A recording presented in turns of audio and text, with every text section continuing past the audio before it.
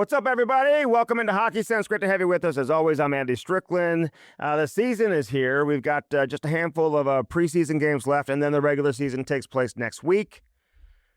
And we can't wait for that to get going. October 9th is the season opener for the Blues at home against Minnesota before they hit the road for a couple of games. Then come home. A lot of home games in October. Get your tickets. You know, I was told the other day that the home game, the ticket for the home opener, the season opener against Minnesota is as tough as a ticket to get than we've seen in years. I mean, you got to go back to like 2019 playoffs or something. I mean, just something absolutely crazy. So that's how tough of a ticket it is to get into the building on October 9th. So if you don't have tickets now, it may be difficult to get those tickets. This edition of Hockey Sense, Jamal Mayers will be here. Brought to you by First Community. As always, First Community Credit Union brings us Hockey Sense each and every week here live from the Half Coast Studios. Jamal Mayers will be here. And then Bernie Federko, the Hall of Famer. I'm looking forward to our conversation with him. I want to get into the Blues. We'll dive into the schedule, get his thoughts on some pluses and minuses. First Community, which, of course, brings us Hockey Sense each and every week. You know, did you know First Community Credit Union named one of the top 20 largest lenders? I'm going to say the world. I mean, there's so much news lately about Federal Reserve and interest rates. Will they go down? Will they not? You hear about it every day. It matters because it can impact your ability to buy a home, so that's what matters, right? But you should know that First Community has some great options. Recently listed among the top 20 largest residential mortgage lenders in St. Louis by the St. Louis Business Journal, and there's a reason for that. They have a loan for everyone. There's so many different types of loans to get. You can get all different types. Go to firstcommunity.com to learn more and see what kind of options they have for you. Blue Note Roofing, 314-920-5713. David Novak, give him a call today. Let him take great care of you. Free estimates. You know what he offers: siding, roofing, gutters, soffit, fascia, whatever it is you need. He can take care of you. Works with all the big time insurance companies too. Dirt Cheap Fun, your one-stop party shop, baby. Dirt Cheap Fun, your one-stop party shop. Don't sleep on the party goods and the paper goods and everything else they have going on there. So if you've got any Halloween parties coming up, whatever you have going on, fall parties, Thanksgiving isn't that far away. I mean, we're in October now, so it's game on for the holidays before you know it. But get everything you need: beer, wine, booze. They've got that incredible walk-in beer cooler, lottery tickets, all of it. And they deliver. I think if you're within a 10-mile radius, they will deliver. Use the promo code BLUES, and you get free delivery. How nice is that? Free delivery when you use the promo code BLUES to have it delivered. Don't leave your house. Download the app and do it today. Get all the information there and learn more about everything they have to offer, including delivery. Dirt Cheap Fun, your one-stop party shop, baby. Cheap. Fun. Dirt Cheap Fun, your one-stop party shop. Lordo's Diamonds. Get that special someone, something special in your life from Lordo's Diamonds. 314-432-8008. Right there in the heart of the do. You can't miss it. Mike and Jimmy, everybody. They're all incredible people. Cindy, Pat, everyone over there at Lordo's Diamonds. Again, 314-432-8008. Right there in the heart of the do. Next to Truffles. You can't miss it. They've been around for 70 years. That's all you need to know about them. Cross Country Mortgage. You know, 1 in every 35 loans in the country is closed with Cross Country Mortgage.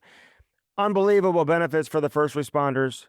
If you are critically injured or killed in the line of duty, you are covered up to $525,000, which means when you leave your house every day, you know you have that peace of mind knowing your family's going to be taken care of in the event something bad happens. And we hope nothing bad happens. We think about all the first responders every single day.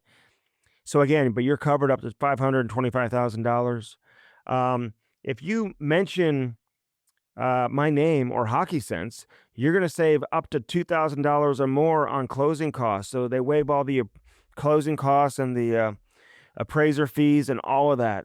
So just by mentioning Andy Strickland, mentioning Hockey Sense, you got to call Mark Cooper, though, 314-713-4377. 314-713-4377 for Mark Cooper with Cross Country Mortgage. All right. I was out at the rink today. A couple of things to talk about. I mean, the one thing the coaching staff is having difficulty figuring out is who's going to be that third line right winger. We talked about this in Hockey Sense last week. In the last couple of weeks, the top 2 lines are set. The top 8 forwards, we know who those are. And then it's getting past that, trying to figure it out. I mean, Dvorsky played on the wing at times during training camp. You've had Bukestad, who was on the wing today in practice. He's going to play with Schenn tomorrow.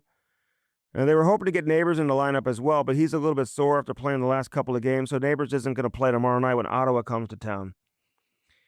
But who's going to grab a hold of that third line right wing spot? I thought Oscar Sundqvist maybe would be an option, but talking to Jim Montgomery today, it sounds like they want to keep him in the middle. He's got such a good stick down low, they don't want to mess with that. So you've got Torpochenko, you've got Walker, you've got Sundqvist, I think, is your fourth line. I think that's settled in. And to be honest with you, if you want to get Bukestad in the lineup, which they do, that's where he's going to ultimately land, is on the wing with Neighbors and Schenn. Pius Suter, man, he's been getting a lot of attention from the coaching staff. Like, they're raving about this guy. Like, he doesn't play with a lot of flash, doesn't play with a lot of pace, but he is incredibly intelligent. I was talking to Dylan Holloway about Suter today. Suter's centering that line with Holloway and Kyrou. And we said this when they signed Suter, that he doesn't play with a ton of pace, but he's quick enough and skilled enough, but most importantly, smart enough. He's got such a great hockey IQ that he fits in fine playing with, guys who can truly skate, like a Kyrou, like a Holloway. And so, he's going to, earn that opportunity to play with those two guys. And how good do they look? I mean, they've got that over-under play in the offensive faceoff. I mean, they did it in the left dot yesterday.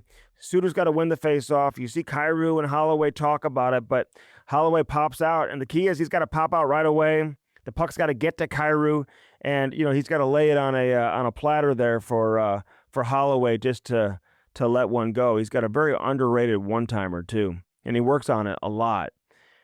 How many points is Jordan Kyrou going to end up with, and Dylan Holloway going to end up with? If these two guys continue to show that chemistry that they exhibited last year, and if that continues, I mean, what are we talking? 80 plus, 85 plus? Can they get to 90? I don't know. What's that next contract for Dylan Holloway going to look like? Is it an 8 times 8 contract? I mean, he's going to get paid. I mean, this guy could score 30 goals this year. He's got to stay healthy, though. He had a big hit last night. A monster hit right along the wall near the Blues bench. And I don't want to mess up the kid's name because everyone here in Hockey Sense deserves to have their name said properly. But it was Bastian, who's a good player. I mean, like a really good player. Nathan Bastian, who also happens to be very close friends with Dylan Holloway. They're very good friends. They skate together in the summer, skated together this summer. And I think how many games has he played throughout the course of his career? 276 games. Good player. Nathan Bastian, but he took a heavy hit from Dylan Holloway. I love the way Holloway's skating. Like when he comes in with speed and his ability just to get the puck off his stick with his quick release and his hard shot. Like, I mean, he's coming at you with a lot of speed. It's difficult for the goaltender to pick it up. And we saw that last night with his second goal. Kyrou, if you remember, came into the NHL following a 70-assist season during his last year in junior.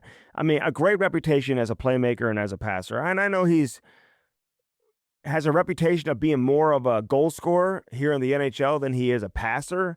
But this guy can really distribute the puck, and he's never really played with a scorer the way that he is now with Dylan Holloway. You know, he was always the shooter, Kyrou was, when he was paired with Robert Thomas for as long as he was. You know, Thomas is the passer, Kyrou would be the shooter.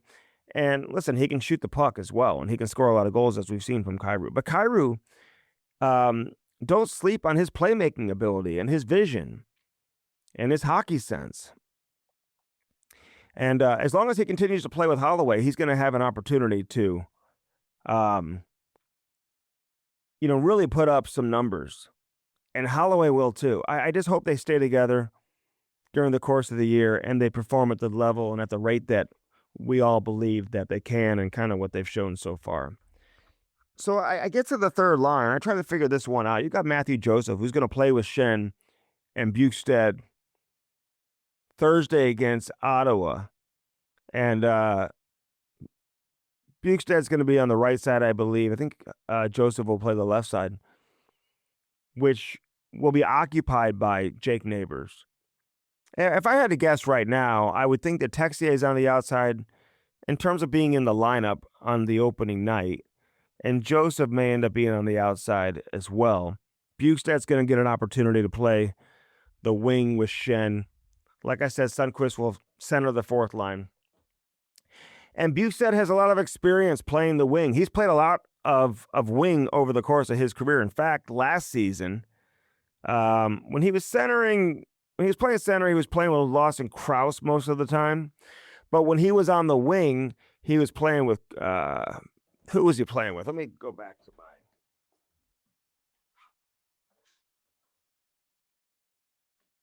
notes here, because I wrote it down today.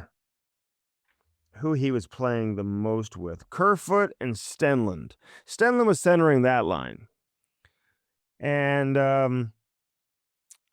but Bukestad, over the course of his career, he's played a lot of wings, so he's comfortable over there. Super nice guy. I think he'll fit in well. Heavy body, too. He sent Milan Lucic into the boards today. We're going to talk about Lucic coming up with Jamal Mayers, and we'll get his take on where things are at with Lucic. All signs point towards him making the team. I felt like that from the beginning. Now, has he flashed in camp?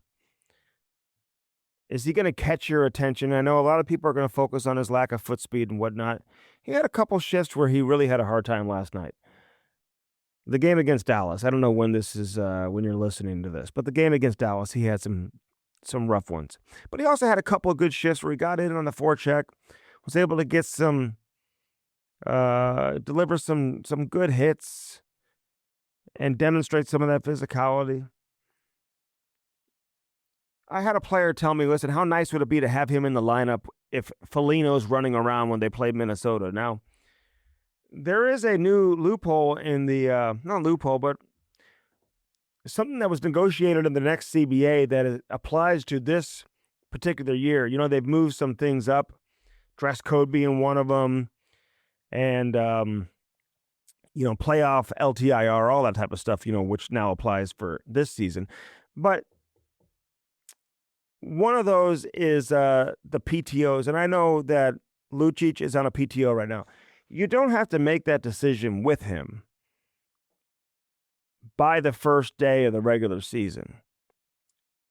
So he could still be on a PTO when the season begins if they want to give him more time to heal up and to get his feet underneath him and to really get going. I think you have an additional 10 days after the season opens to kind of extend your evaluation process with Milan Lucic. But listen, his kids were at the game last night. He's moved out of Jake Neighbors' house. I don't know, man. I mean, all signs point towards him sticking. Has he had a great camp? Has he wowed anybody? No. But again, he dealt with a groin injury. You almost saw that coming with the guy like him who had missed as much time as he did. But he's going to be in the lineup again on Thursday against Ottawa, and we'll see how it goes. And I wouldn't be surprised to see him make the team. I felt like that. I felt that way from the very beginning. They recruited him so hard to bring him here. But again, nothing etched in stone. We'll see how that plays out. I'm not going to make any real predictions on that. Jamal Mayers coming up next. We'll get into a lot of stuff with him, and we'll talk with Bernie Federko coming up later on in the show and talk to the Hall of Famer about a number of things Blues related. Hackett security. Make sure you're secure. I'm going on the road this year, and I'll tell you what, it is a major, major peace of mind. I mean, when I know that my house is secure, my family is secure, it's being watched by the incredible people over there at Hackett Security. I know there's a lot of these corporate companies out there, You know the familiar names. We don't need to get into those. But listen, they're not really truly securing your house. They're not watching your house. But you do get that with Hackett Security. They're just different. Premier security systems. You get the cameras, you get everything. They combine incredible professional experience, in-depth knowledge, best-in-class systems. They're your complete source for protecting and securing your personal or business environment. And I say personal or business because they can handle the business part too. And again, these guys do so much high-end security things and stuff, and government buildings and different government agencies that they secure. They've got people on staff that speak multiple languages. So if you need someone to speak Mandarin or Russian or something like that, listen, they got it taken care of. They're the real deal when it comes to your security. So when you want to design your residential security, nothing's more important than your family and your protection of your assets and all of that. So that's why at Hackett, they guarantee you that peace of mind. That's one thing they can guarantee you. So they come out, inspect your property. They'll design a customized security plan for you. So check that out today with Hackett Security. Again, call Mark Cooper, 314-713-4377. Cross Country Mortgage. This is Hockey Sense, as always, brought to you by First Community Credit Union. Where are you doing your banking? Make sure you're doing your banking in the smartest way and do it with First Community. We'll take a break. Jamal Mayers, he joins me next. Don't forget Bernie Federko coming your way before we get out of here on this edition of Hockey Sense, brought to you by First Community Credit Union. We are at the Half Coast Studios. Maddie's in the house. Great to have you with us, as always, for a weekly tradition here on Hockey Sense. All right, back here on Hockey Sense, Jammers here, number 21, baby. That's it. The season's around the corner. Did you always get nervous for the season opener? Nervous? Not nervous. Excited. Never? Excited. Yeah, but excitement can sometimes lead to nerves. Well, I'll give you a little nugget here for your team. Mm-hmm. And yeah, my voice is a little off because Are you yelling? 5 games in a weekend. Trying to keep 12-year-olds excited and motivated. Yeah. But I always say that to kids, to internalize the nerves as that's like you're anxious. Yeah. And anxious means you can't wait for it to start. Right. So that's a good thing. If you don't feel anxious, you're not ready. Right. So it's not nerves, it's you're anxious for it to start. Would you wear a suit to the games if you had the option? Now, Yeah. the way the rules change? Yeah. No. What about these guys that are showing up in like Lululemon polos and khakis looking like they're going to like a midget AAA game? Like put a different outfit on. I like the idea, especially at home, But you got of showing some style. Yeah. You got to show some style. I'd rather do it. Baseball's got it down. They come in, hat however they want, cool. I don't even know what's cool anymore, but looking cool, showing some style, I think is important. Okay. I think the fans love it. I feel like the majority of players I talk to, I feel like at home you're going to see more suits. I think on the road is where you may see a little bit of a looser style. But I do have players telling me like it's not going to be like the NBA and the NFL where, these guys make so much money, Jamal, and they've got their own personal stylists. And not to say hockey players don't make money, because they do, but not all of them. Right. And I don't think a lot of them are interested in hiring like a stylist or going out and buying some like, Balenci, outfit for $5,000, right? I just don't see them wanting to do that. Some will. The Patrick Laines of the world, and there's other guys that'll do it. I just think if you're not going to wear a suit, you can't just be rolling up like you're 16 years old going to a game, though. Like I like what you have on. Like the cargo, what do you call that? Jacket, shirt jacket. Yeah. That's a good look. For if you're a player? Yeah, why not? Okay. Yes. Like the NBA players, like you're not going to see that. Where they have purses and stuff like that, and like that's ridiculous. But those guys have too much money. Like they're making like $30 million a year. Like they just have, what else are they gonna do with their? They have way too much money to play with. Well, as we used to say, you can't buy style. You can't buy style. Really? You can't. You can't because Explain funny story. That to me. Jamie Rivers Uh-huh. had this, and he might say some stuff about the way I dress. Fine, it goes both ways. Mm-hmm. But he had this really god awful T-shirt. Okay. And he said, "What do you mean? It's Versace." And I'm like, I don't care. Right. It's terrible. So you can't buy style. Yeah. It's like Cam's always like, Hugo Boss, you know what I mean? And Hugo, it's great. Hugo Boss is great, but it's like it has changed a little bit in terms of what these guys are doing. It's more like almost like custom clothing when they're not wearing suits. I'm just really curious to see how it goes, and I can't fault a player. I was talking to a couple guys today. Like, they're just not really that into it, That's fine. and I think they're just going to end up wearing suits. And I think when you hear the head coach come out and he's not thrilled about the rule change, and the captain isn't thrilled about the rule change.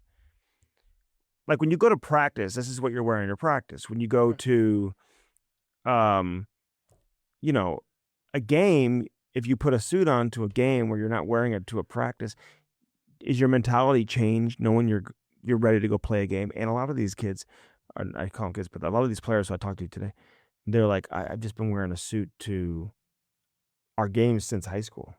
You know, I think it's going to take 3 to 5 years to find it. it's a big change. It's a big change culturally. Yeah. I like it. I think I want to see more of the player style. Yeah. And the reason why I think at home you should wear whatever you want, no one sees you. You go underneath the rink. No, but the cameras are there now. Okay, no public really sees you. You go, yeah, the camera's perfect. You get to see your personal style. Right. But no one sees you leave. No. If you go to dinner, you might even go home to change. No one sees you leave. On the road is when you want to dress up a little bit. Really? Did you like wearing suits? Like, didn't you hate having to wear a suit on the plane? Yeah, some teams was just, wear no tie, wear a polo with the jacket. I think the look of what they do in European football would be really good. What are they doing? So they have like a team blazer with a crest. So let's say it's black or gray, but a team crest. Yeah, right. Everyone wears the same color blazer. Okay. And you can alternate the pants. Okay. So when they get off, same crisp white shirt. But everyone has different pants and different shoes and different whatever. Well, you could say today's the first game we're wearing gray, second game we're wearing black. So they all look the same. It looks pretty good. You see Barcelona coming off the bus, they look sharp. It's funny because we do these sit downs with the players. They call it media day. There's not really a lot of media out there, but the players is kind of, they funnel them in one after the next. So I think we did 15 players that day. And a lot of times the questions are given to me to ask because it's stuff the team needs or the FanDuel needs content-wise. And so it was one of the questions for each player was who's the best dressed player on the team, who's the worst dressed player. Yeah. And they always have to think about who the best dressed player is. But they don't have to think very long to find out who the worst. I know, right away. And also the saying, I don't even want to. You can't even say? Can't even. Oh, you can't bring that up. It's not fair to the kid. Jimmy Snuggerud. Oh, he's young. He doesn't even that's an easy one. First of all, someone's got to go buy him a suit. Exactly. Someone with a real custom suit should fit like. Yeah, but I don't think he cares. Like, that's the thing. Like, he doesn't care. Like, he just wants to play hockey. You know what I mean? He's probably never given any thought into his fashion or style ever in his life. Okay. Well, some people are like that. But then when you get to the National League, like, you want to look like a National Leaguer, right? At some point, there should be a veteran that either takes him to his tailor or buys him a suit and says, and he'll never go back. No. I remember Pat Maroon telling me years ago, because he had no dress game whatsoever. Suits were terrible. And Sheldon Souray, gave him, a half dozen suits or whatever. Yeah. And Sheldon Souray, knew how to dress and whatever. Oh, yeah. So, you ever play with him? No? Never did, no. But great style. Yeah. Big guy, tough, left-handed. Yeah. Jeez. He was tough. Scary tough. We just had David Legwand on with us. And, of course, he was the second overall pick at Nashville, first draft pick in Nashville history, played there forever. You played against him a ton. Yeah. He says he thinks you and Jordan Tutu fought every time you guys played. Pretty much. Did you? You fought Tutu a lot, huh? I thought he was reckless. Well, I didn't like him as a player. He was very, very dangerous. He backed it up, though. Oh, he absolutely did. But he just played a certain way at the beginning of his career. And he was one of the way I fought, I didn't expose myself very often in a fight. But with him, I didn't care. You're just ready to I was fighting angry. Yes, different with him. And come to know he's a great guy. Great guy, yeah.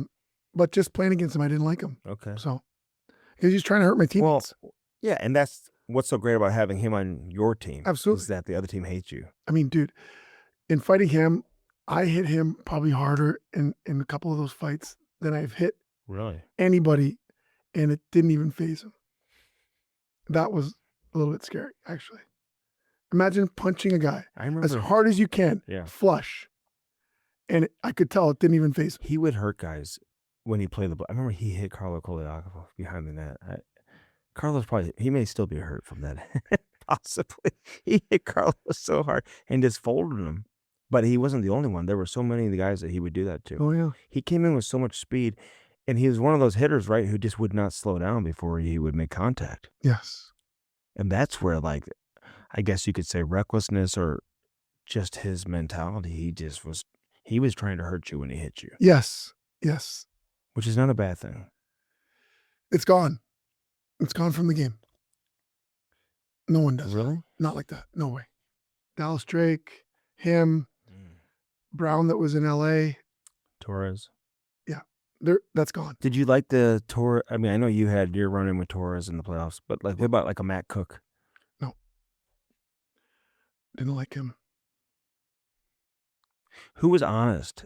Who ran around, but they were a little more honest about it. Barnaby. Okay. What made them? Brad May. What made those guys honest? They never said no. Oh, okay. So if they hit something, and you needed to, okay, let's go. Every time. Mm-hmm. I have a lot of respect for Barnaby. Not the biggest guy. Fought heavyweights. I don't think he was a great fighter, if I'm being honest. He's just crazy. But he was fearless. Fearless. So, like, I mean, you take guys like that, those are the toughest guys to play against. Because you look in the lineup back then, and you're like, oh, no. Like, not oh, no, but you're like, if he does something stupid, I'm going to have to fight him. Yeah. Like, every game. Mm-hmm. So. Well. And it's funny, like, Scott Mellenby taught me that. Yeah. The game, when the rule changed, the instigator rule came in. He's like, Jammer, you have to go make the fight happen. Like, it's not like I was just out there fighting. Mm-hmm. But let's say they did something to our player. The response in that game that I played was to tell their bench, I'm not going after you. Mm-hmm. I'm going to give it to your better player. Yeah. And then what ends up inevitably happening, the better player says to the guy, hey, you idiot. Now he's going to be running around looking to hit me. And it stops it, right? So, yeah. Well, we just had Tony Twist and Kelly Chase in here together. Nice. And we'll release that next week. And they talk a lot about that. You know, and that's kind of what went down. That was the mentality of the game back when you guys played. More so when you first entered the league, you know, probably than it was when you not at the end left the league. Yeah. But it certainly was when they played, you know. So, yeah, people will enjoy that conversation. What do you think of Holloway and Kyrou in the preseason game against Dallas? Their chemistry is undeniable, and you kind of feel bad for whoever's the third guy in the line, but just go to the net. Mm-hmm. They're not going to score in every shot. There's going to be rebounds. Yeah. Go retrieve, hunt. They play the same pace. Mm-hmm. I think that's why it works. And they have a good friendship, you can tell. Yeah. And that friendship is off the ice. It translates on the ice. It's kind of some of the stuff I'm trying to teach our group is like, we're trying to get them in pairs. Yeah. You know, and I think when you have a pair, you kind of have some predictability for each other. Yeah. Some understanding of where you like to be. So there's less thinking. Is it unusual to have two wingers have that chemistry? No, not in today's game. Versus a center and a winger. Yeah, that's like archaic in a way, right? It's just because the reason why one of the wingers would have to be the guy who has the puck more. Yeah. Because it used to be when I started, the center was the guy who had the puck. Right. So it's not that way anymore. Okay. Right? You think about all these wingers that have the puck a lot. Yeah. Yeah. Like Kane, in Tampa, Kucherov, guys that are wingers. There's a lot. There's Kaprizov, Marner. There's tons of them now that have the puck more than their center. Yeah, no, that makes sense. What do you think their numbers could look like at the end of the year? I mean, if they stay together and, you know, continue the chemistry that we've seen from them over the last calendar year. Their numbers will be predicated on two things. One, that the number one line's production is greater than theirs. Mm-hmm. Then their numbers will be higher because you'll have different matchups. The second component to me is how successful the power play is, Right. and if they're on that first unit together. Those two factors, I think, will determine where they are point-wise. Okay. That's fair. Lucic, I mean, his game was probably slowing down a little bit prior to him missing as much time as he's missed. Can you just expect him to get his legs back underneath him and find it again?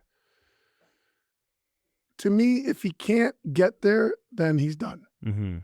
Because the physicality doesn't matter, right? It doesn't mean he won't make the team. Mm-hmm. But there's certain guys they have in the lineup that they sent down that they can call back up. Yeah. We might see what he does for 15 games. Does presence matter? Not if no one will fight you. Yeah. Okay.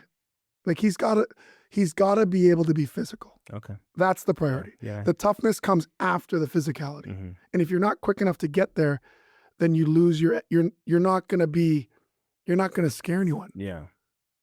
Buddy, you never even hit anybody. Like, No. well, why would I fight you? Right. You get what I'm saying? Yeah, no, I know exactly what you're saying.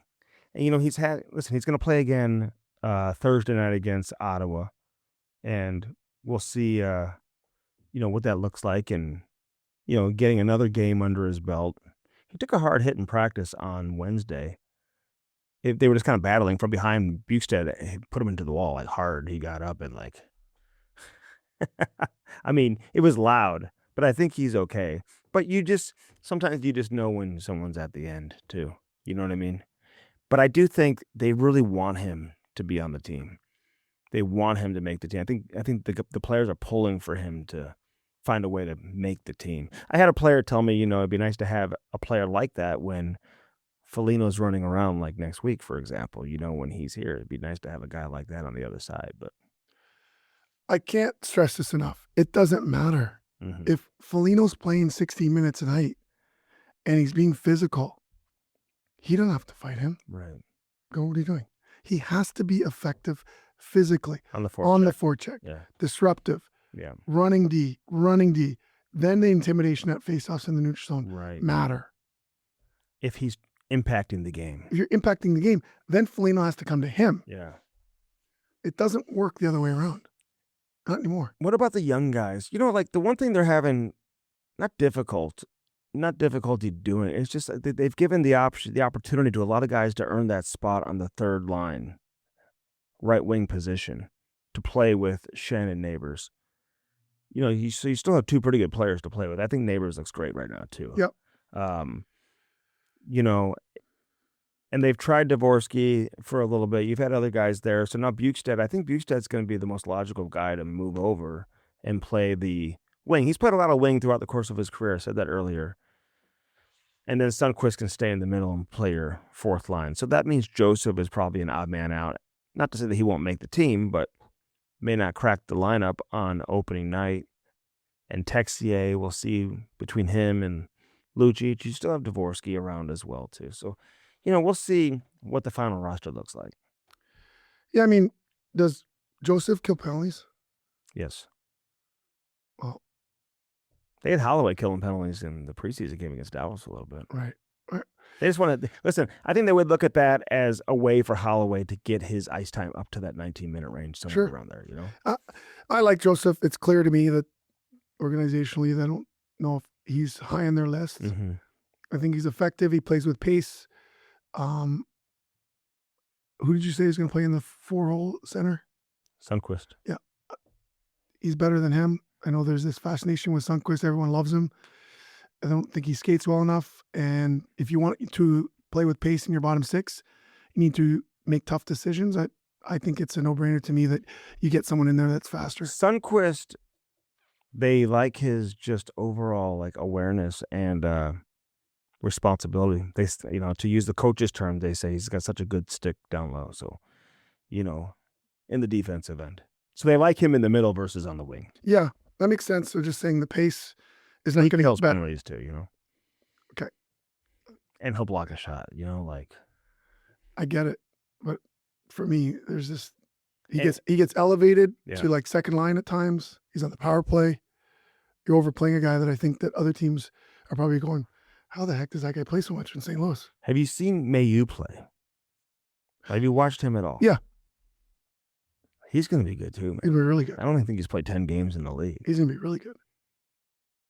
Like, they've got some, and Broberg looks good too, like they've just. Oh, you know what's funny is 2 years ago we were looking at the D going, how are they gonna change these D? Mhm. They're getting old. Like very quickly they've been able to revamp the D very quickly. It's amazing. I don't know how we're going to revisit this whole Broberg Holloway thing 5 years from now, 10 years from now. I think it was a massive mistake. I think they should have qualified one of them. They probably should have tendered and saved Broberg. Yeah. No one would have predicted that Holloway would be this, Mm-hmm. but it's very safe to assume you could see what Broberg was. Yeah. And What do you think they're saying in Edmonton management? I think the combination of new GM, a lot of newness, not time to evaluate, and the time crunch involved in all of that Yeah. created that storm for that Army saw coming and knew that he wouldn't be able to evaluate and make that Right. decision. Right. So that's why he probably combined them at two Yeah. and really muddy the waters. The Blues may have watched him longer than Stan Bowman did. Right. I mean, he just came on board right that offseason. So That's right. it's really interesting to see how that plays out. Kaprizov signs a big deal. They got it up to 17. I really thought he was gone. I'm not going to lie. I think a lot of people probably felt that way. Maybe that he was just looking to go play elsewhere and didn't know if the pieces in Minnesota would be there who he'd want to play with over the course of the next 8 years. But $136 million, man, it's just tough to walk away from once it's on paper. And that's setting the bar. What's really interesting to me is what things look like in 3 years. Yeah. So what's going to happen in theory is the cap's going to go up considerably. There's guys that have signed contracts in the last 3 years that are top 50 players that are on AAV somewhere between 8 and 10. Yeah. Those guys now look like money-wise, cap-wise, middle-range players that you're going to be able to gobble up 4 or 5 of those guys. I think there's going to be some players that are going to talk in the offseason and make their way to teams and fit under the cap and then just fill your team with entry-level player. Like, it's going to change. Yeah. In the next 5 years, it's going to look really different. And Luke Hughes signs gets $9 million per year out of Jersey. So again, all these guys that didn't have deals, Kaprizov, I guess, still had a year left, right? So a lot of these guys are starting to get their contracts signed. I do think McDavid, because I said all along that he's going to sign somewhere in that 16 and a half range. I don't think it changes that much, only because I think he still wants to allow the team to build around him. You know what I'm saying? I don't think he's looking just to take the most money. Now, when he leaves, it may be a different story when he goes elsewhere. But I think for Edmonton, I think he still wants to allow the organization to add pieces that he can play with if he signs a short-term deal. I don't think he takes 20% of the cap, but I don't think I can't see him taking less than Kaprizov. I just like. But it's a different situation because he's not signing a max deal, whatever. I think a max deal, maybe it brings that AAV up a little bit. I think he's going to have to give a little if the organization's going to be like, okay, we'll sign you to a 2-year deal, 3-year deal, whatever we're talking, 4-year deal. I just can't see it. I've never seen players that good. No, I'm with you. If he does, it'll be different. Crosby did. Crosby's at like 8.7 right now. It's amazing, like how this guy's been underpaid really throughout the course of his career. That's a great example you bring up. Was it a good idea for him to do that? He did that for what reason? Right. To make the team competitive and help them. Did that work? You think he's going to leave? I think one more year and he's out. Yeah. Or this year he leaves. What's the point of staying? I think. And plus, if you want to come back and you're going to work with the organization, own the team, whatever you're going to do, like you just want to set the team up moving forward to That's a great point. Just get the pieces in order to build this team up for success in the future. They're going to be really bad. Is he going to Montreal or Colorado? Maybe he'll come to St. Louis, where he's best friends with Braden Shen. Close friends with Braden Shen. Oh, really? Oh, yeah. Really good friends. Really good friends. He's going to go somewhere where I think he thinks he has a chance to win, like now. So I don't know if Montreal fits in that category. A lot of people are saying Montreal, but that's just the only thing. I just wonder. But anyway, who brings you to Hockey Sense? Well, first of all, we have a new sponsor, Spas and More, and the local master spas dealer with 2 locations, Sunset Hills in Missouri and Overland Park in Kansas City, Kansas. Mike Leahy is the owner of Spas and More. They're they use Master Spas, which is an American hot tub and swim spa manufacturer in Fort Wayne, Indiana. They're the largest hot tub and swim spa manufacturer in the U.S. They have that Michael Phelps chili cold tubs. Got to get one, bud. I'm getting one. Spas and More offers high quality hot tubs, swim spas, cold tubs, infrared saunas, and all of your health and wellness and relaxation needs. Turn your backyard into an oasis of your dreams with a master spas from Spas and More. Spas and More, located at 12957 Gravois Road in Sunset Hills, where we put the in spa. Okay. I like that. Oh, sorry. We're just playing stuff here. Jeez. What's for dinner this weekend at the mayor's household? Well, of course, Barlino's. If I'm not cooking, which I'd made unbelievable chicken parm last night. I don't watch the video and learn how to do it because I love it at Barlino's, but they have the best one. They have 5 restaurants: Barlino's South, Barlino's Osteria, Chris's Pancake and Dining, Chris at the Docket, and Barlino's Twin Oaks. Seen you there before. They forge many lasting relationships with their customers. Their family model: cook good food, serve plenty. 50+ years in business. Only 2 places to dine: at home or at one of Barlino's family of restaurants. And Dobbs Tires and Auto Centers. Oh, buddy, you know. It's hard to believe because it's still hot. I got shorts on. I know. Winter is coming. It is. And when that happens, you got to change your tires. It's going to be a messy one, too, I understand. Really? Yeah. The groundhog? Or that's what Cam says. Oh. He follows the weather. What's he, a groundhog? Or he goes like this? The weatherman. All right. Well, they'll take care of you. Doesn't matter what you drive. Car, light truck, van, SUV, CUV, hybrid.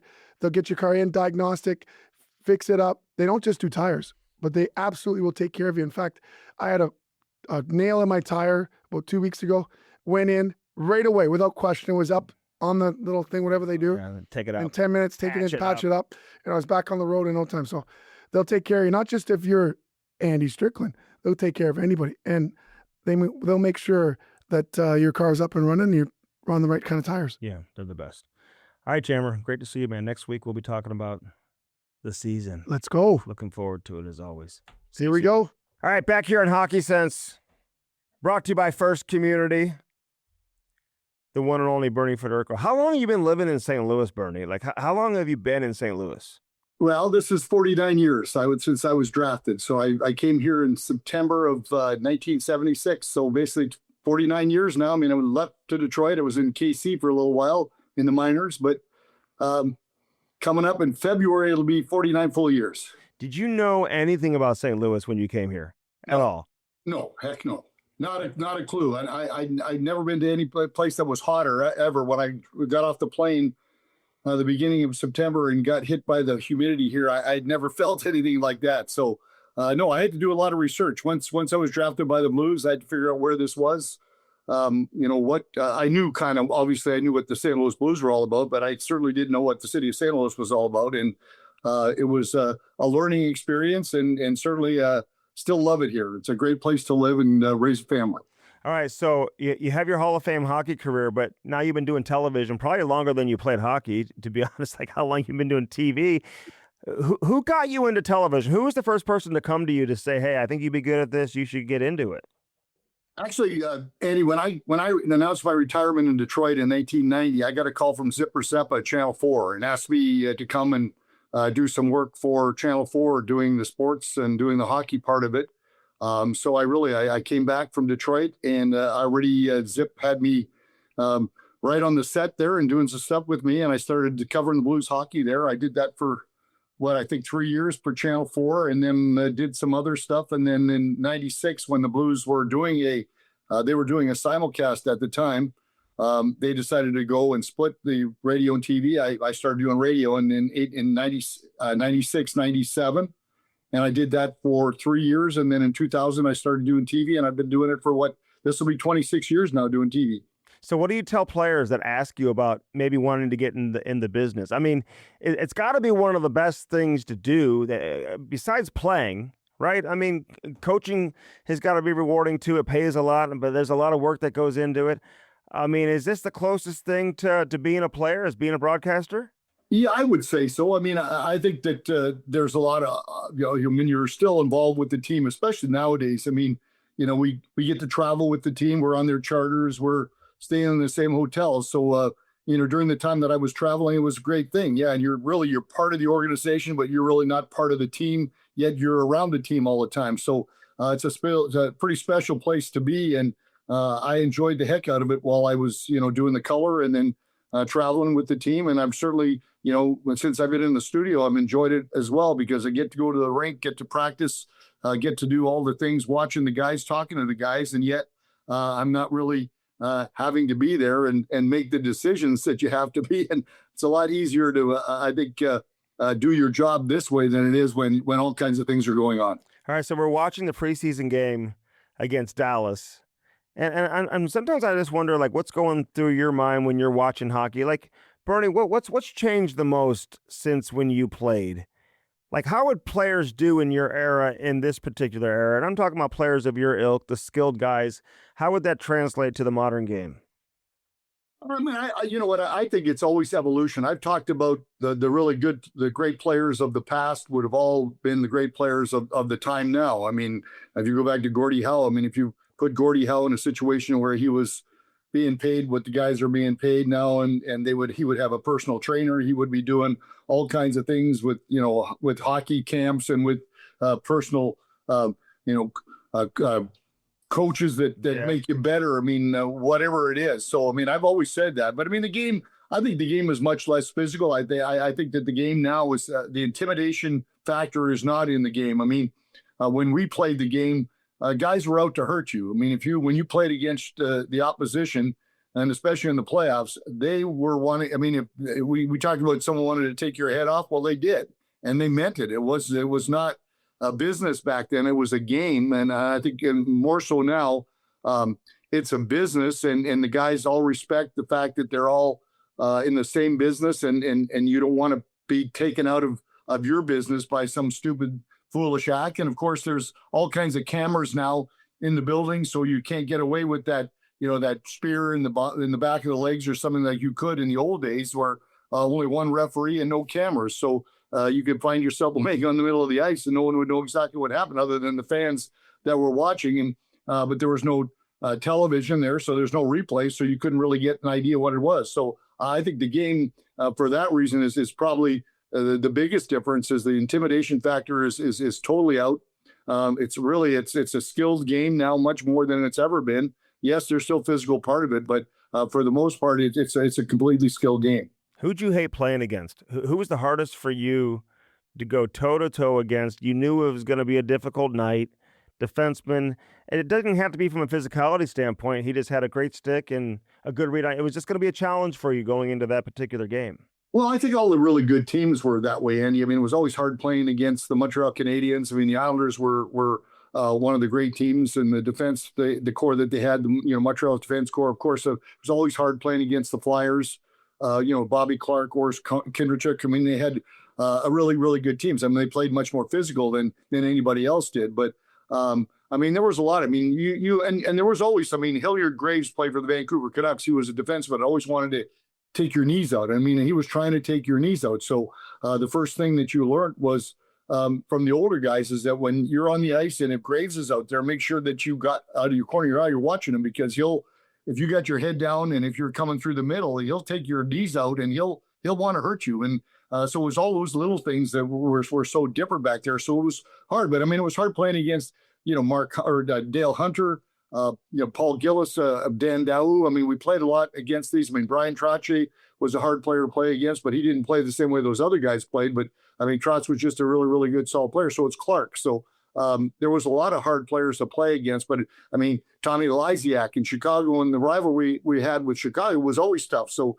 the physicalness and I mean, everybody was out for blood there, even the fans when we played against the Blackhawks. Who's a guy that you see now that says, hey, this guy could thrive in our era and deal with all of that?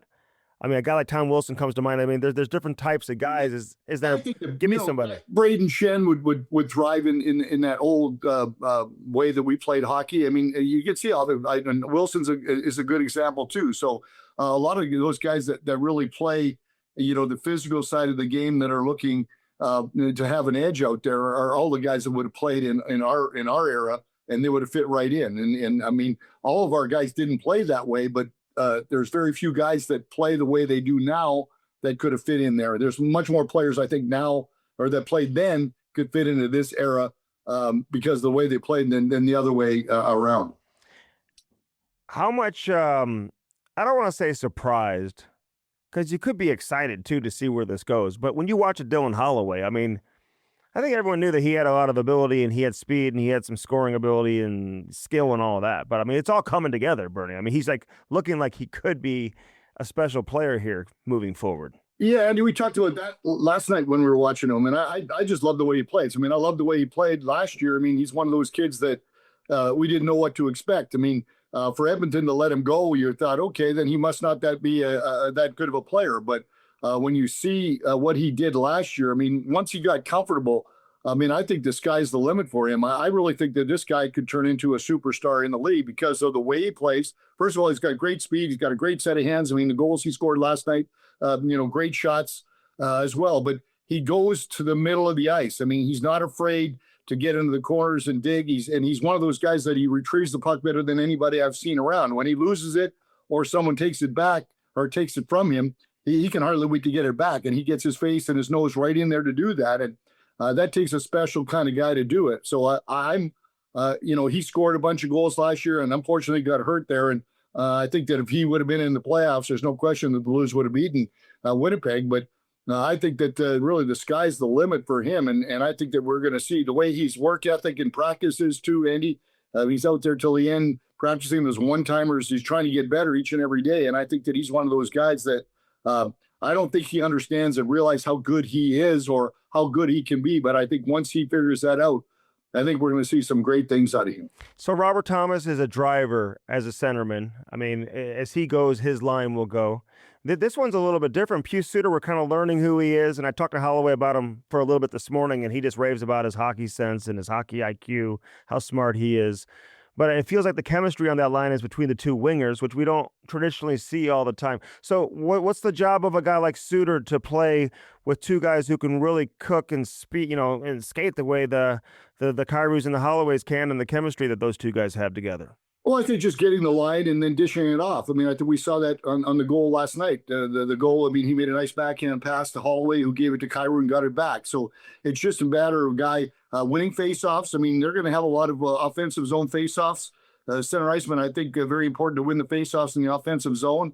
But I mean, he can drive a lot. I mean, if you're aware where if you've got two really talented wingers, one on each side, the way those two guys can score. If you got your head on a swivel, you're going to find them in really good spots to score goals because they're going to get into those soft spots. They're going to get in the spots they're open to score with. So again, last night was a small sample of seeing what Suter can do. We all know what Robert Thomas can do. Is he going to end up on a line with those two? Who knows? I don't know what's going to happen, but certainly I think that Monty has a lot of ability to mix and match his top two lines. And even actually when you got Neighbors, you've got Shen, you've got a lot of guys. I've got 8 guys that you can really mix and match on the top two lines. And it's going to be interesting what they do. And I think that they can score a bunch of goals.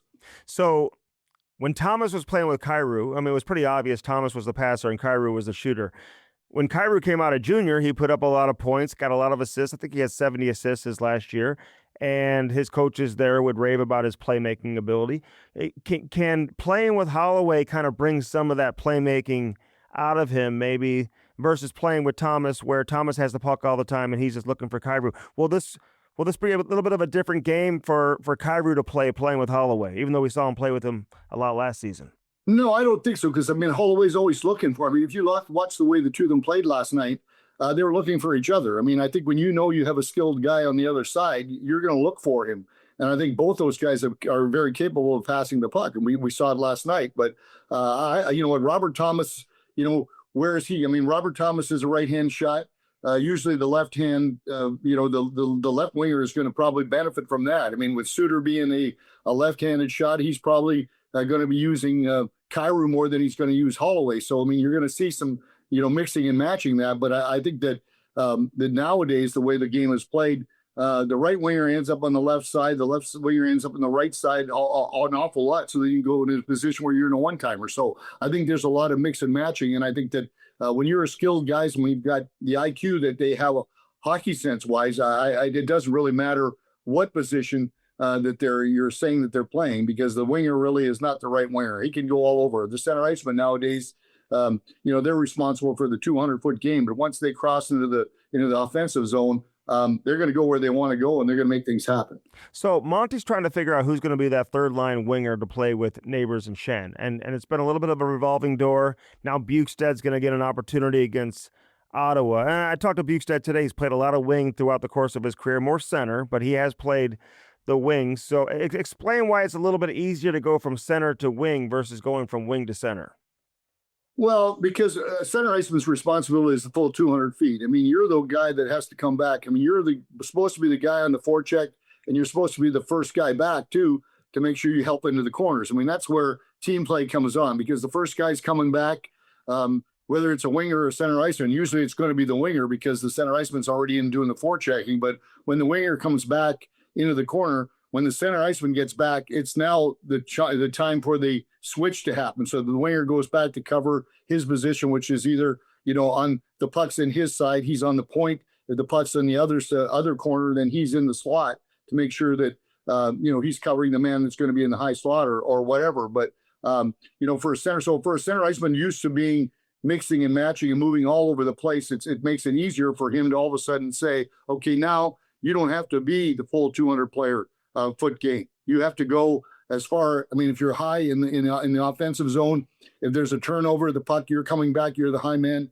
you go back, and as soon as you get back into the corner, as soon as your center iceman gets back, all you're doing is getting back and getting to where your normal position is. So it's much more positional as a winger than it is as a center iceman, because center iceman has to play all over the place, where a winger just has his kind of you know, his role. It knows where he's supposed to be at a certain time when the puck's in the offensive zone or in the defensive zone. Yeah, and Monty, even talking to him this morning, like he likes Sundqvist as a center versus a wing, because he likes his stick down low, and he's talked about that in the past and whatnot. So obviously that 200-foot game you're talking about, specifically in the D end, our D zone, like Sundqvist knows how to get around the defensive end for sure, and the offensive end. So it's a matter of just trying to find that piece. But Bukestad is a guy, he's got some size, right? I mean, so I would think that he'd probably get the first crack at it, don't you think, to play, you know, be in that lineup on opening night to play with Schenn?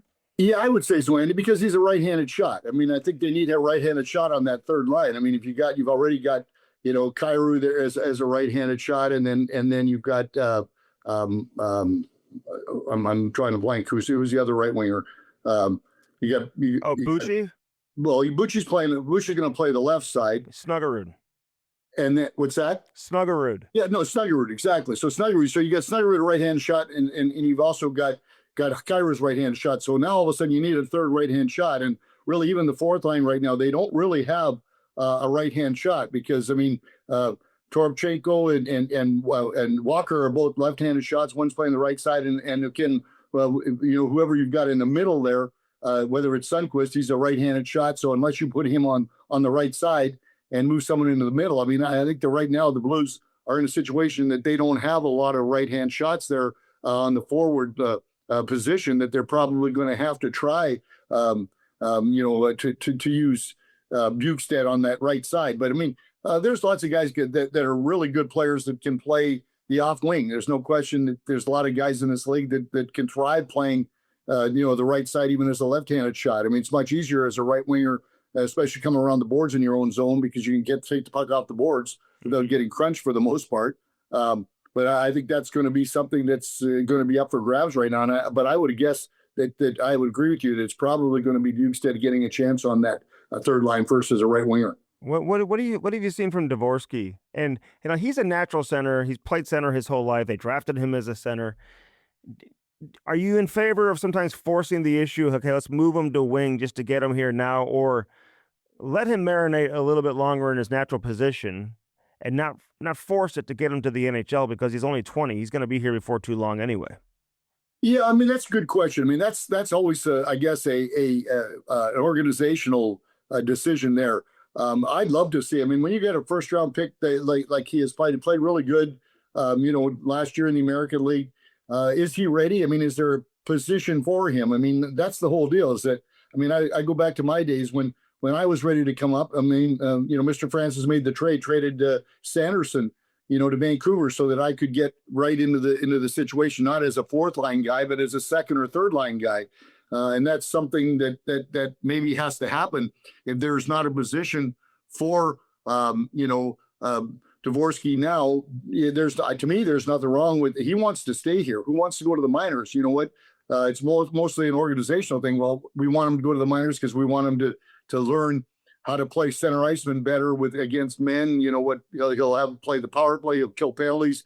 He'll get much more ice time in the minors. But with that being said, if he's beneficial and if he can help the club up here with his scoring prowess, then you want to keep him here. But I mean, that's going to have to be a decision that's made with them. But certainly he looks good out there. I mean, I love the way he plays. I even when he was up last year. But as we talked yesterday, and you can't. As a first round pick and a high scoring player, you can't come up to the NHL and be on a fourth line and expect to get something out of a kid that would match where he was drafted. I mean, you've got to be a first or second line player like Snuggerud was. He comes in and goes right to the top line, and then he can prove what he can do. But if you come in, if Snuggerud ended up on the fourth line in the playoffs last year, we wouldn't know how good is he, what can he do, because he really never got the opportunity. Yeah. So that'll be interesting how that plays out. You see Broberg last night gets the goal with the wraparound, and I mean his skating is just so elite. I mean, it just kind of, his entire game seems predicated around his skating, although he's got a good stick and he can defend too. What's the next step for him moving into this season? Well, I think it's just progression. I mean, I think we all saw what he did last year. I mean, we obviously didn't see him in Edmonton or in the minors, but what he did last year, I mean, he established himself as a top four defenseman on this hockey club last year, a pretty good hockey club, especially when you had the veteran guys that they have. I mean, this Blues defense is very experienced, and when he's now in a situation where he's certainly a top four guy. Will he be a top two guy? I kind of think so by watching the way he plays the game, the way he's so smart out there. He's strong, physical. He knows exactly what his job is, and for him to join the play like he did and score the goal the way he did last night. I mean, those are little extra things that we haven't seen of him yet, but we did see some signs of that last year when he would jump up with the play. He scored some really good goals, scored a couple of nice overtime goals, jumping up with the play. So I think he's a complete package. I mean, I think Edmonton fans are going to look back at this deal that Army made last year and say, have nightmares over that for a long time, because I think that these two kids are going to be two of the best players that are going to be cornerstone franchise players for the Blues as the future goes on. Yeah, that's exactly right. And we really haven't even seen Mayu play a ton either. But I mean, for a guy who's played 8 games in his career, he's got so much confidence, Bernie. And I mean, you forget how young these guys are and how little experience they have. I mean, this guy's going to be a good hockey player before too long. Yeah, I mean, it's a different grind. I mean, he hasn't played much at this level. I mean, played in the American League and was successful in the American League, scored some goals, was a physical presence, and now it's harder. There's no question. It's harder. I mean, they're bouncing around all over the place now, playing 82 games. There's a lot of games to be played, and yeah, I mean, I think the jury's still going to be out. I mean, that's the third pairing right now, Mayu and Tucker. And that's going to, they're both physical. Are they going to stay together, or are they going to get broken up? Who knows what's going to happen with this, Andy? But I think Mayo's got a great opportunity. They've told him that they're going to go with him. And now he's just going to have to develop. But it's not an easy thing. I've said it all along. I think the hardest position to come into the NHL at is on defense, because no matter how good you are, you're playing against junior players or college players or American League players. When you get to the NHL, everybody skates every bit as good as you do. I mean, there's maybe a handful of elite players in the league that skate better than everybody else, but the other 560 guys or whatever is out there, they all skate as well as you do. So it's hard when you're skating backwards, you're turning, you got to be in position. You can't get caught. You can't get, you got to make sure you move up with the play. So you got to keep the puck inside the blue line, and then you got to get back. You got to stagger for your partner. There's so many things that a defenseman has to learn, and it's going to be difficult, but he's got a great attitude. But you know what? We saw Tucker's attitude last year. I think that he's going to get the opportunity, and let's hope that he turns into a really, really great player. Yeah. And I know how much you love the goaltending, how much confidence you have in the Blues goaltending. Fowler gets a 3-year contract extension. That's a good deal for him, right? It is. I mean, It's a great. I think it's a good deal for both both the Cam and for the Blues. I mean, I didn't know what to expect out of Cam. I mean, I saw more out of Cam last year, obviously here, than I saw, seeing the Ducks play 3 times a year. But I mean, Cam played way better for the Blues last year than I've seen him play for the Ducks the prior 2 or 3 years before. But that is because of the type of team the Ducks had, and he wasn't in the same role as he is now with the Blues. So I think the situation now bodes well for Cam. He came in, had a great finish to the year. I think he earned an extension on his contract. I think he does a great job paired with Federko. Those two guys can not only shut teams down, but they're great. They do a good job offensively. So I think this is a really smart move by the Blues to hang on to a veteran guy like that, because they just lost 2 veteran guys in Leddy and in Suter. So to pick up a 33 or 34-year-old guy like Cam Fowler, I think is a really positive thing. Hey, do you like the playoff format as it currently sits, the 2 versus 3, the wild cards, or would you like to see them go back to the traditional 1 versus 8? Well, I'd like to see either 1 versus 8, or I'd like to see 1 versus 4 in the division. You know what? If there's going to be 8 teams, I don't care if it's divisional or if it's Pacific and in the Central. I think that yes, if it's not going to be 1 versus 4 in your own division, then it should be 1 versus 8, 2 versus 7. Yeah, I'd like to see that, because I think that especially as strong right now as the Central League is right now, you lose a really good team in the first round that you shouldn't lose. Yeah. Who's the real quick? Who's the one team that you could see falling out of the top 3 if St. Louis is able to get into that top 3, which isn't always the best thing? I mean, you got to play that 2 seed if you're the 3, and the 2 seed sometimes is the best team in the division. You just never know how it's going to shake out. But who's the one team you could see between the Winnipegs and the Dallases and the Colorados? Could you see any of those teams falling out? Yeah, I think Winnipeg's going to be a question mark. I think that they had a great year last year. I mean, goaltending was so good. I mean, last year for the Winnipeg Jets, and what they had, they got on a roll right off the bat, and they played very, very well. But I question, can they keep that going? I mean, yeah, they got a solid hockey club, but are they going to be able to put together numbers like they did last year? I mean, I really like Dallas still. I like Colorado. I think they're really, 2 really good teams. But I mean, I think that obviously Minnesota is going to be a little bit better. I think Nashville is going to be way better too, Andy, because and certainly you can't look at Utah being a light team. I mean, the Blues were right in with the Utah hockey club right through the end of the year. So I mean, I think that this is the best division in hockey right now, and I think it's going to continue to be really strong.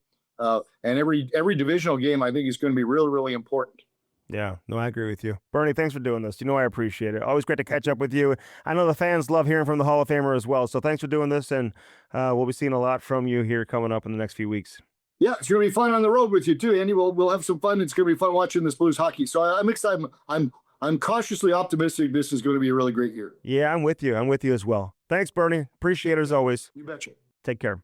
That's Bernie Federko, the Hall of Famer. Always great to catch up with Bernie, and so much more to happen and to come. And you're going to be seeing a lot from Bernie coming up this season with the, kind of the new format we're doing on television with the road shows, the pre and post game shows, now broadcasting live on the road. You're going to see Bernie with me a lot on these road shows too. So I'm happy about that. And I know the fans will be as well, to see Bernie Federko on the road taking us to all the restaurants. He knows where to eat. He knows where how to find his way to the best restaurants in every single one of these cities. So, I'm looking forward to that. First Community Credit Union brings us Hockey Sense each and every week, live here from the Half Coast Studios. Again, sign your son or daughter up for that Little Blues program, ages 4 through 9, reasonable cost. You get all your equipment with it. And that is the icing on the cake right there. When all your equipment comes with your registration, and that includes the stick, it includes the helmet, the skates, everything. So if you're overwhelmed thinking, I don't know what to buy my son or daughter if they want to get started in ice hockey, you don't have to worry about it. Just sign them up for Little Blues and you'll have all that taken care of, which is absolutely incredible. Kirkwood Fence. These guys are absolutely unbelievable. I just had some storm damage from the recent tornado that we had back in April. Man, it destroyed a little bit of my fence. Most of it held up because Kirkwood Fence does such a good job. But in the events you have some damage, you want to make sure you are working with a company that will stay true to their word and is going to come out and give you that customer service that you not only want, but you absolutely deserve. You get that from Kirkwood Fence. Had my fence done with them. Would never have it done with anybody else. These guys are absolutely professionals. They know what they're doing. They've got all different types of fences, by the way. Chain link fences, ornamental fences, pool code fences. If you've got the swimming pool in the backyard, the vinyl fences, which is what I have. You want a wood fence?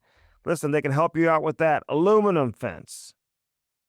Commercial properties. They do it all. Kirkwood Fence. They are incredible. Give them a call today. Schedule an appointment. They'll come out and give you that free estimate too, which is always nice. Measure your yard, tell you exactly what you need, and they're not going to nickel and dime you. 314-966-3333. How easy is that to remember? 314-966-3333 for Kirkwood Fence, baby. Again, dirt cheap, fun, your one-stop party shop. Find the location nearest you. Get that delivery going. Use the promo code BLUES. You'll get free delivery. Doesn't get much better than that. Lordo's Diamonds. Get that special someone, something special in your life. Cross Country Mortgage. Again, 314-713-4377. Call Mark Cooper today. All right, for everybody affiliated with this edition of Hockey Sense, Bernie Federko, Jamal Mayers, I'm Andy Strickland, reminding you to keep your head up and your stick on the ice. Let's see some comments there. Let me know what you like, what you don't like, who you want to hear from, and what your thoughts are for this upcoming season. Next Thursday, October 9th, is the season opener against the Minnesota Wild, if you can believe that. Can't wait. Thanks for hanging out, as always, in this edition of Hockey Sense.